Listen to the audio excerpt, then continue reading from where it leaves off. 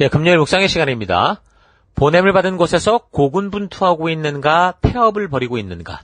보냄을 받은 곳에서 고군분투하고 있는가, 태업을 벌이고 있는가. 자, 이런 제목으로 또 이번 주간 마지막 묵상 함께 나누겠습니다. 자, 어제 우리는 큰 물고기 뱃속에서 하나님의 기적적인 역사로 3일 동안이나 죽지 않고 있으면서 그 안에서 요나가 하는 기도의 내용과 그리고 이제 그가 큰 물고기 뱃속에서 나와 니느웨로 가서 했던 행동들을 통해 묵상을 했습니다. 자, 2장에서 요나의 기도는 뭐였습니까?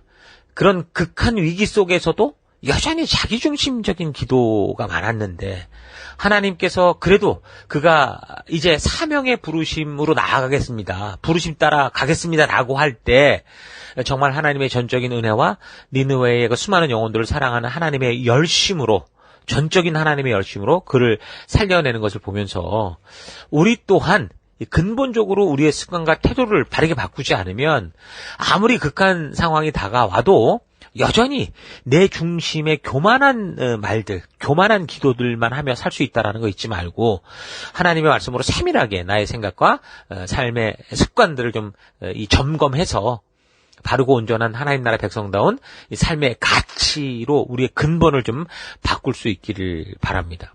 어떤 상황과 환경이 다가와도 그래서 하나님께서 우리를 부르신 그 언약의 자리를 떠나지 않고 살 수 있도록 우리가 그렇게 나아갈 수 있는 우리가 돼야 되는 것 우리가 생각해 봤죠.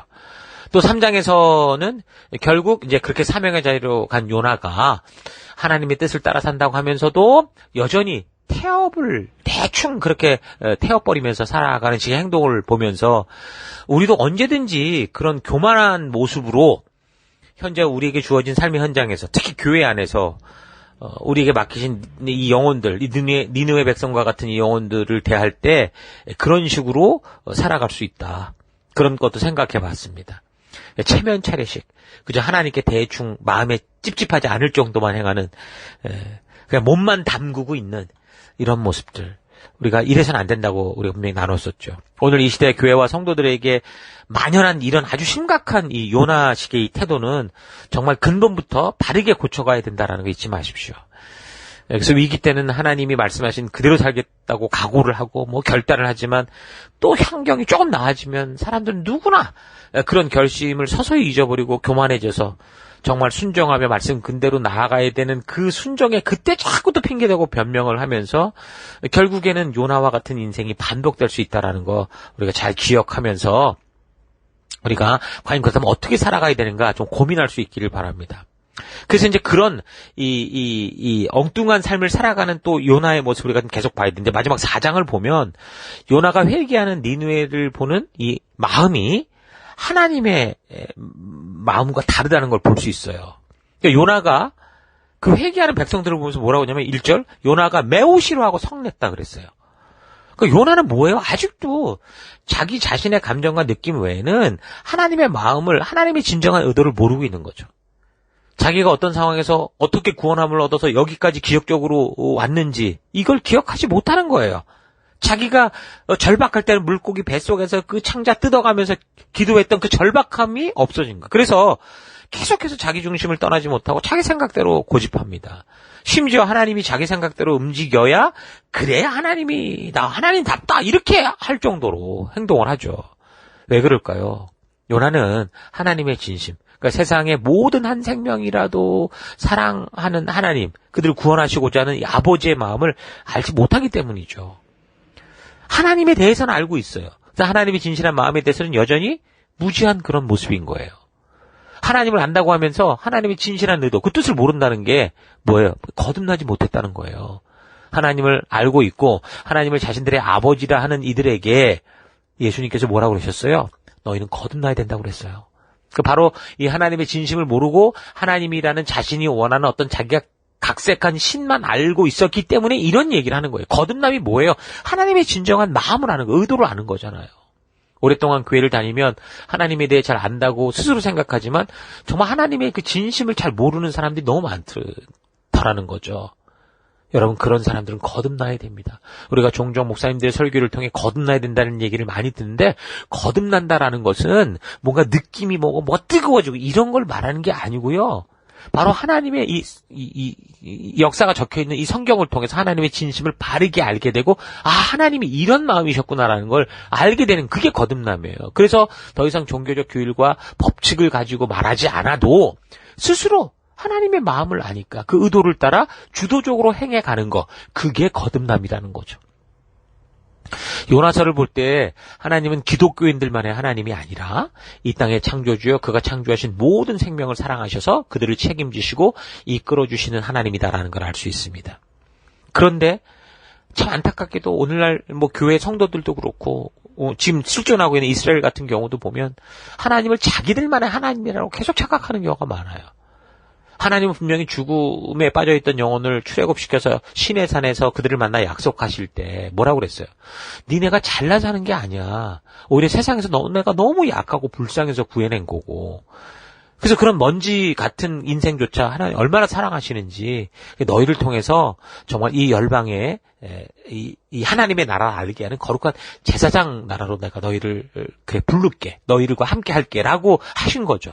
그런데 지금 이런 이 역사가 정말 개떡같이 막 이렇게 살아오는 걸 보잖아요. 그런데도 자기들만의 하나님이라, 자기들은 선민이라고 헛소리를 해요. 그러니까 요나의 모습이 딱 이런 모습이라는 거죠. 요즘 말하면 팔레스틴, 이슬람도 그렇고, 유대교도 그렇고, 극단주의들 같은 그런 모습이죠. 그러니까 지금 이 수준을 다 넘지 못하고 있는 거예요. 또한 하나님을 알지만 하나님의 진심을 모르는 교인들도 결국은 이렇게 살아요. 교회 안에서도 결국 이렇게 살아요. 그래서 자신들은 하나님의 택함을 받은 자고 그렇지 못한 세상의 사람들은 전부 지옥의 땔감이다. 이런 정도로만 생각하는 거죠. 그래서 교회를 다니는 교인이라는 사람들이 세상을 향해 너무 무례해요. 건방져요. 좀 유명세 타는 목사님들 이렇게 설교하는 거 보면 반말이야 다 그냥 아예 깔고 네가 뭐 알아 이런 식으로. 자기들은 하나님의 택함을 받은 특별한 존재로 이렇게 생각하니까 자꾸 거기서 2단이 나오고 3단이 나오고 그래놓고도 우리는 이 세상에서 하나님의 자녀 특혜를 받아서 잘 먹고 잘 살고 나중에 또 들어보면 죽어서 천국에 안방 가려고 하는 이런 경우가 얼마나 많은지 몰라요. 그러니까 개독교라는 말을 듣는 거예요. 이런 사실을 잘 생각하고 오늘 우리가 어떤 자세로 하나님의 자녀답게 살아야 될지를 깊이 생각하기 바랍니다. 자, 4장에 계속되는 요나의 행동을 보십시오. 자기에게 좋으면 해거려요. 자기를 불편하게 하면 힘들게 하는 게 조금 더 견디지 못하고 하나님의 부르신 사명과는 무관하고 그냥 자기의 느낌과 전부 자기 느낌이야. 4장 8절 해가 뜨자 하나님이 찌는 듯이 뜨거운 동풍을 마련하셨다. 햇볕이 요나의 머리 위로 내리쬐니 그는 기력을 잃고 죽기를 자청하면서 말했다. 이렇게 사느니 죽는 게 더 낫겠습니다. 그러니까 하나님이 9절 뭐라고 그러냐. 박넝쿨이 죽었다고 네가 이렇게 화를 내는 게 맞냐. 요나가 대답했다. 옳다뿐이겠습니까? 저는 화나서 죽겠습니다. 이렇게 얘기를 하는 거예요. 그러니까 자기가 불편하고 자기가 마음에 안 들면 사는 게 보다 죽는 게 낫겠다. 승질 부리고 하나님 협박하면서 하나님께서 지금 이 니느웨에 있는 수많은 영혼들이 죽어가는 것을 안타까워하는 그 마음은 전혀 보지를 못하는 거예요. 전부 자기 중심이에요. 자기 중심. 내게 복 주십시오. 내게 복 주십시오. 이런 거죠. 그게 오늘날 이 시대 교회 속에 있는 교인들과 똑같은 모습 아닙니까? 하나님을 믿어도 다 자기를 위한 거지 생명을 사랑하고 살려야 되는 사명, 부르시면은 무관심하고 오직 자기의 만족과 유익, 자기 배를 늘리는 일, 내 사업 잘 되는 일, 내가 복받는 일, 여기만 관심 있는 이런 모습인 거죠. 그래서 교회라고는 하지만 성도들이 교회 안에서 요구하는 걸 보면 세상에서 각종 우상을 찾아서 자신이 요구한 것을 받아내려고 하는 그 우상 숭배자들과 똑같은 삶을 사는 거예요. 그들은 다른 세상의 우상을 찾고 이 사람들은 교회 안에서 하나님이라는 우상을 찾고 있죠. 그래서 교회와 예배를 통해 정말 이 말씀을 바르게 알고 그 말씀을 통해 하나님의 온전한 마음을 알아서 그 뜻대로 순종하려고 하기보다는 그냥 덮어놓고 기도만 하고 주문과 같은 거니까. 그리고 뭐가 안 되면 하나님이 사랑이라니까 울어버리고 또 하나님이 왜 중심 보신다니까 지극정성 바치고 그러면 나만 사랑하고 나만 마인 이러고 살아가고 있는 거죠. 간절하면 모든 게 다 된다고 생각을 하는데 그러면서 하나님이 맡기신 진정한 사명에는 전혀 관심이 없어요. 교회를 와도 그래서 끼리끼리 모이고 끼리끼리 놀러 다니고 끼리끼리 성 쌓고 품어야 되는 사람들은 전혀 그 안으로 들어오지도 못하게 정말 하나님이 보내신 그 영혼들은 정말 그리스도의 그 가족 안에 들어와야 되는데 그러지 못하게. 그래서 자기들끼리 우리는 하나님의 사랑받는 존재, 당신은 사랑받기 위해 태어난 사람 이래가면서 이렇게 살아가는 게 마치 교인인 것처럼 착각을 하죠. 여러분 그러나 잊지 마십시오. 우리가 말씀을 통해 하나님의 진정한 이 의도를 알기 전에는 정말 이 요나의 수준을 우리가 벗어날 수 없어요. 이게 지금부터 뭐 한 2500년 전에, 3000년 전의 얘기가 아니고 지금 오늘 우리 속에 벌어진 똑같은 얘기예요. 하나님은 지금 한 영혼이 쓰러져 지옥에 가는 것으로 인해서 지금 가슴을 찢고 울고 계신데, 그래서 우리를 교회로 부르신 거고 성도로 부르신 거고 셀이라는 이 영적인 하나님의 가족 속에 거하게 하셔서 우리로 서로 힘을 주는 존재가 되게 하셔서 서로를 섬기고 세워서 이 하나님의 마음을 품은 자로 세워 가시려고 하는데, 그런 일엔 전혀 관심이 없고 그저 하나님께서 자기가 하는 일에 방해가 되지 않을 정도로 하나님과 관계하고, 자기가 어려운 순간을 만나면 간이라도 빼어줄 것처럼 큰 물고기 뱃속에 그 요나같이 막 그렇게 간절하게 또 기도를 하죠. 여러분, 하나님은 지금 이방인도 아끼시고 이방인뿐 아니라 좌우를 분별하지 못하는 어린이, 심지어 가축, 육축까지도 아끼셔서 생명을 살리려고 하는 거예요.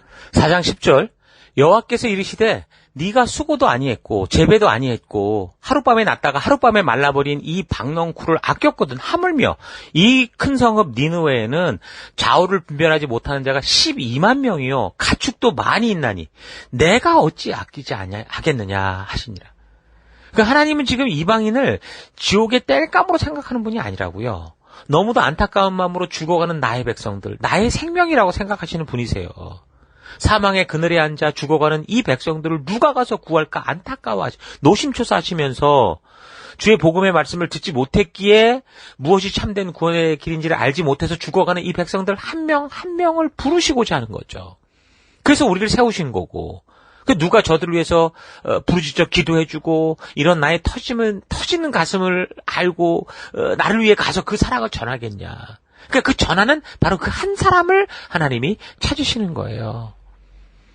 지금 하나님의 가슴은 타들어가고 있습니다. 부름받은 성도 한 사람 한 사람이 그래서 거룩한 제사장 나라가 돼서 이런 니느웨 같은 하나님의 생명의 소식이 들어가야 하는 곳으로 보내서 외쳐야 할 게 너무나 많은데, 이 세상 곳곳에 각자가 보낼받은 곳에서 정말 그래서 참된 빛과 소금이 돼서 바로 그곳에서 하나님의 왕 같은 제사장이 되고 거룩한 나라가 돼야 되는데, 그 사명을 위해 구원받은 성도들은 자신들의 욕심에 빠져서 자기의 만족과 유익을 위해서 요나처럼 자기 생각대로 하나님께 복 내놓으라고 협박하고 불편하다고 짜증내고 떼쓰면서 하나님을 위협하고 있죠. 그러나 하나님은 우리에게 외치십니다.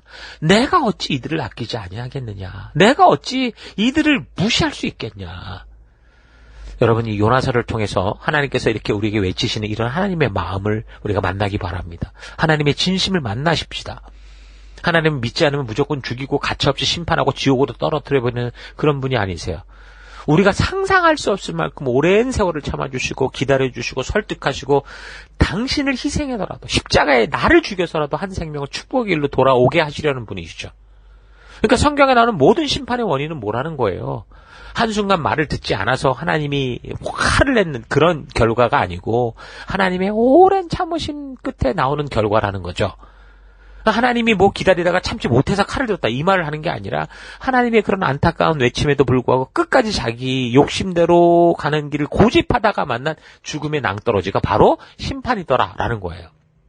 여러분, 그러므로 하나님께서 우리에게 부탁하신 이 사명을 따라, 이 존재의 이유를 따라 내 주변에서 만나는 생명들을 소중히 여기고 사랑하고 귀한 복음, 하나님의 진심을 전하고 알리는 그런 우리가 됐으면 좋겠습니다.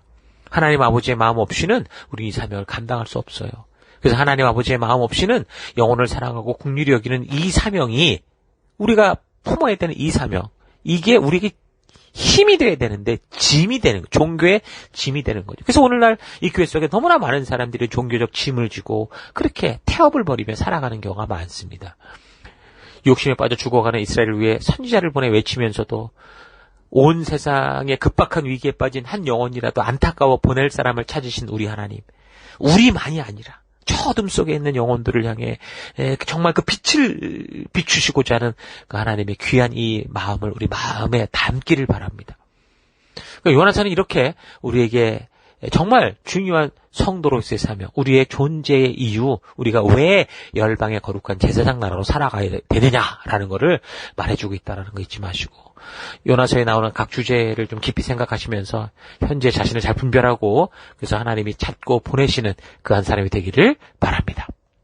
자, 오늘 하루 나는 하나님이 그토록 애타게 찾으시는 그 한 사람이 되어서 우리 하나님 아버지의 마음을 품고 우리 주님이 보내신 각자의 삶의 더 곳곳에서 정말 열방의 제사장이요 거룩한 하나님 나라 백성답게 진정한 빛과 소금된 삶을 살아가고 있는지, 아니면 요나와 같이 너무도 큰 사랑으로 값없이 구원함을 얻었음에도 비록 교회 현장, 셀의 현장까지 와 있는데 하나님의 마음은 모른 채 하나님이신 이 사명을 태업과 같은 태도로 그렇게 살아가고 있지는 않은가 좀 되돌아봤으면 좋겠습니다.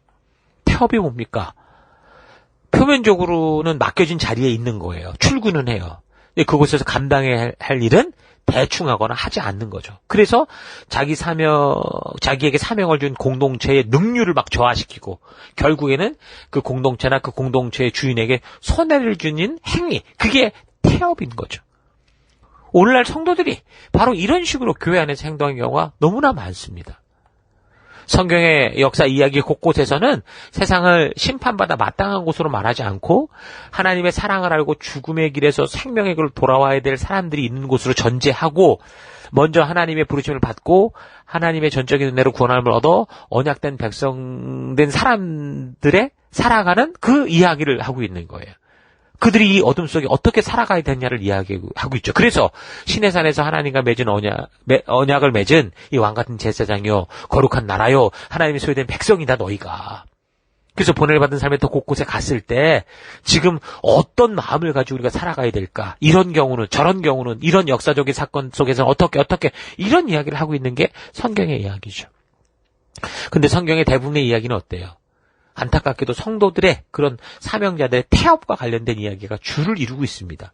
너무 안타깝게도 그 사명과 언약을 맺은 백성들이 그 부르심과 약속의 자리에 있는 것 같은데 하나님의 사랑을 만날 수 있도록 맡겨주신 그 사람, 그 세상을 향해 맡기신 사명에는 전혀 관심도 없고, 그저 자기 배 채우기 위해서 하나님의 힘을 이용해서 하나님을 우상으로 만들어서라도 이 세상에서 최고의 부를 누리고 편리한 삶을 살고자 하는 이기적이고 악하고 게으른 삶을 살아가는 태업하고 있는 부름받은 자들. 이게 참 안타까운 이런 이야기가 이제 성경에 많이 나오고, 요나의 이야기도 그런 이야기인 거죠.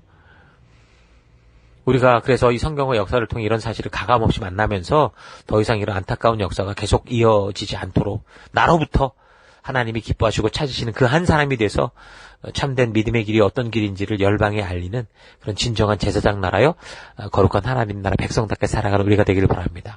요나서의 역사 이야기를 통해 우리 자신의 정체성을 좀 바르게 파악해서 무엇보다 하나님의 진심, 내가 어찌 아끼지 않겠냐라고 하는 그 마음을 만난 진정한 거듭난 사람이 돼서 각자 보내를 받은 니느웨, 그러니까 삶의 현장 곳곳에서 하나님의 진실한 사랑을 온전히 전하고 보이고 외치고 우리의 삶의 향기를 통해 그리스도의 편지가 되어 살아가는 하나님의 기쁨이 되는 여러분과 제가 되기를 주의 이름으로 축원합니다. 오늘 하루도 힘내십시오. 잠시 기도하겠습니다. 하나님은 나로 하여금 각자 보냄을 받은 삶의 더 곳곳에서 살아계신 하나님을 알리는 제사장 나라요 하나님의 소유된 백성으로 살게 하셨는데, 그런 사명에는 별다른 관심도 없이 그저 내가 잘 살아야 되는 그런 일에만 몰두해서 나를 세우신 하나님조차 나의 종처럼 생각하며 살았던 것 회개합니다. 하나님이 부르신 교회 공동체 속에는 속해 있지만 하나님의 진실한 마음을 따라 순종하며 열심으로 하나 되지 않는 태업하는 성도가 얼마나 큰 죄악된 삶을 살고 있는 것인가를 우리가 잘 기억하고, 그래서 부르신 사명의 자리에서 태업하는 성도가 아니라 최선을 다해 고군분투하는 삶을 살아가는 내가 되기 원합니다. 내가 어찌 아끼지 아니하겠느냐라고 말씀하시는 이 하나님의 마음을 품고 우리 교회와 셀 속에 연결시켜주시는 그 한 영혼을 소중히 여기고 부지런히 주님의 진심을 저들에게 전하며 그 사랑을 나누어가는 하나님의 나라를 이루어가는 우리가 되길 원합니다. 하나님, 그곳에 우리를 부르셨다라는 거 잊지 않고 정말 나의 정체성 잊지 않고 저 부르심 따라 최선을 다하는 오늘 하루가 되기를 간절히 바라옵고 예수님 이름으로 기도했습니다. 아멘.